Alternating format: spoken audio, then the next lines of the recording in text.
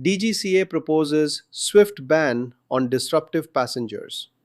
Imagine you are mid-air, 30,000 feet above the ground, and one passenger decides to shout, abuse the crew, or tamper with emergency equipment.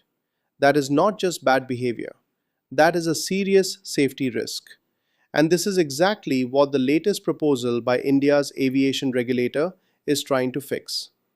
The Directorate General of Civil Aviation, or DGCA, has proposed amendments that would allow airlines to directly ban unruly passengers for up to 30 days, without waiting for approval from an independent committee.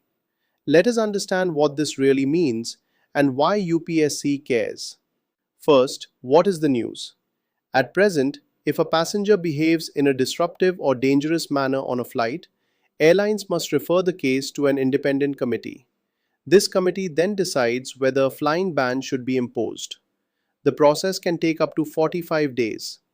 Under the proposed changes, airlines can act immediately.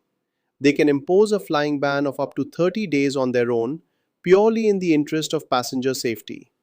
Now, what exactly counts as disruptive behavior?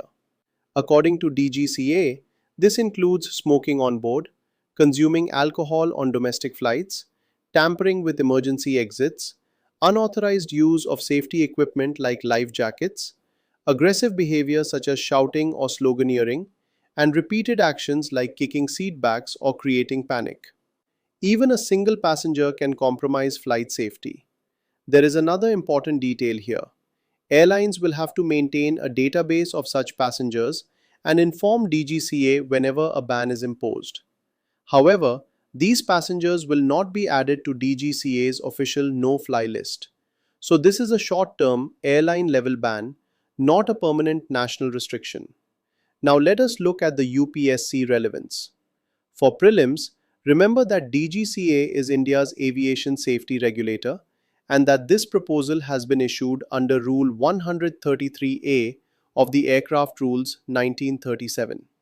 For Mains GS Paper 3, this news raises a classic governance question.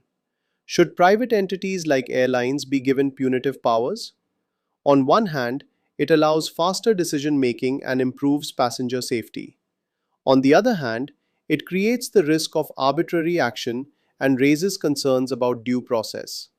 This becomes a case study of safety versus individual rights. In the interview, you may be asked whether such powers should remain with regulators or be decentralized to service providers. There is no single right answer. What UPSC expects is balance.